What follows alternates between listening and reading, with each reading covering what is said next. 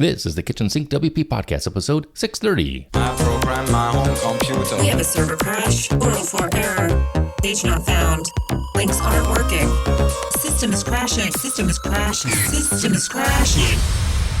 Your old HTML website, barely alive. We have the technology. We have WordPress. A new website, better than it was before. Better, stronger, faster.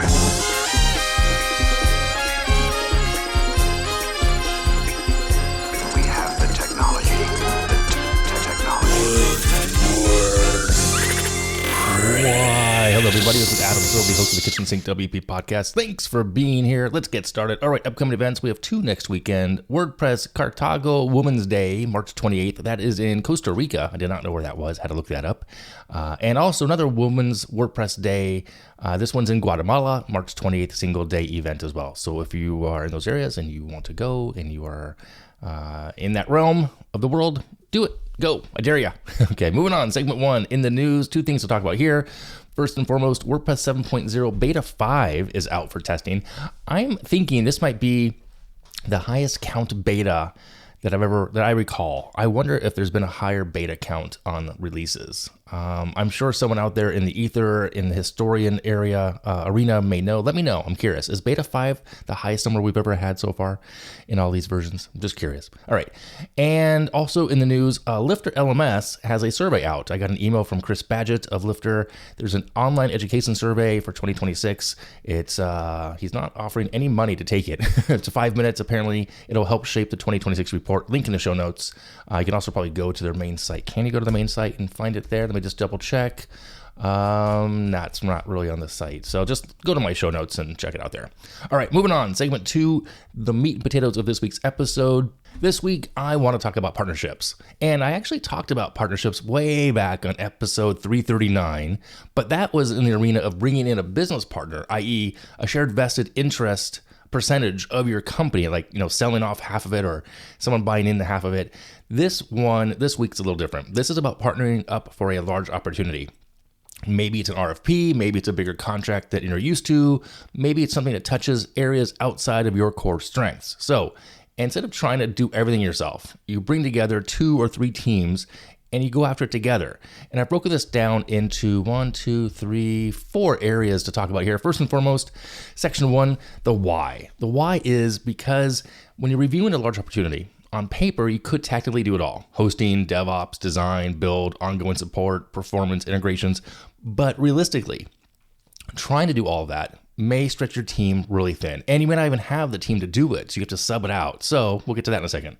So more importantly, it increases risk if you try to stretch your team too thin. This is where a partnership makes a lot of sense. Instead of forcing one team to cover everything, you bring in specialists. One group handles infrastructure. The other one might handle design. Thirdly, the final one could be development or long-term support. Now the opportunity becomes very achievable, and the final solution is usually stronger. Clients also tend to feel more confident when they see experts in each area instead of one team trying to cover everything. Now, there is debate on that, but I like to believe that strength in numbers does work, no matter where the numbers come from. Okay. Number 2, section 2, bring in your strength. This is really the mindset shift. Instead of asking, how can you do it all? Ask, what do you do exceptionally well? Maybe you're great at WordPress architecture or strategy or long-term support or performance or content workflows.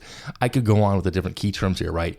But maybe you're not that deep in DevOps or enterprise hosting for that matter, or even UX design at scale, accessibility, etc. And that's okay. Partnerships lets everyone stay in their lane. Each team brings their strength to the opportunity. It's really easy.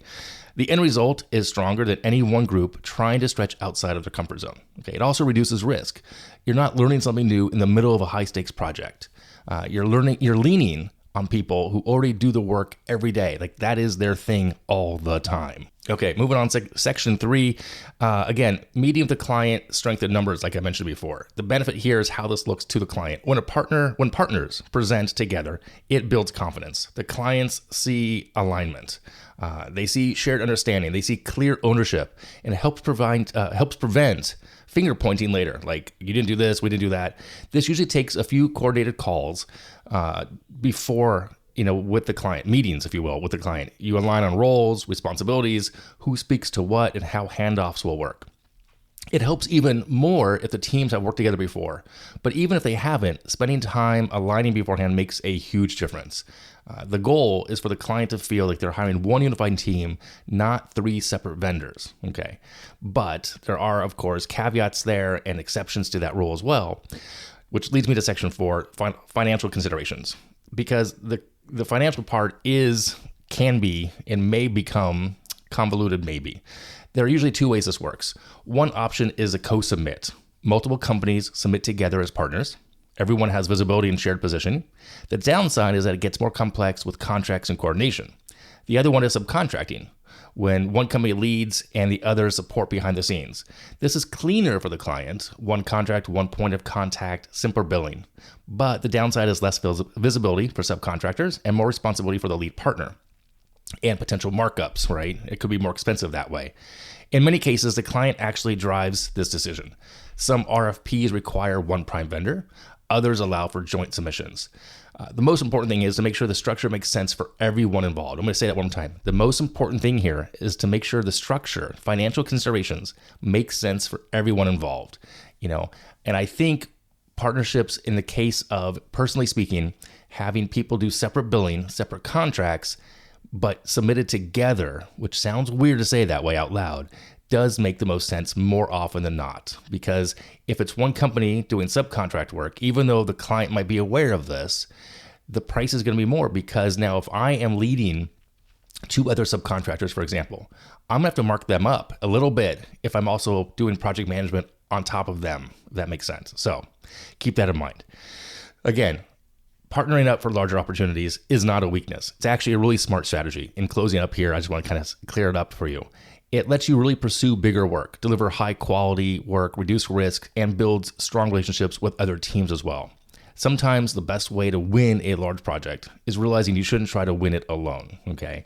So again, take that for what you can and what you will. Large projects, and again, this is not probably the $2,000, $4,000, $10,000 projects. This is more in the range of, multi-months, 6 months to a year, if not longer, and could very well be in the 6 figures, low 6-figure numbers as well. So keep that in mind as far as where this may come into play. So there you go. That is the take on partnering. It's a very top level, high level, 40,000 foot view of how partnerships could work moving forward as you may see those opportunities out there. All right. Moving on, segment 3, tip and tool of the week. This week's tip, it's a tool actually. I found out about it from a friend. It's called Gamma.app. It's an AI assistant to create decks, proposals, slides, etc. It's pretty cool. You kind of give it a description of what you want. There's a free level. I was just testing this out like a week ago. Pretty cool. It's kind of like Canva. I guess it is a competitor to Canva, but just, Gamma.app. Like I said, free level. I have nothing connected to them, not at all incentivized there. Just sharing a tool that I thought was kind of neat.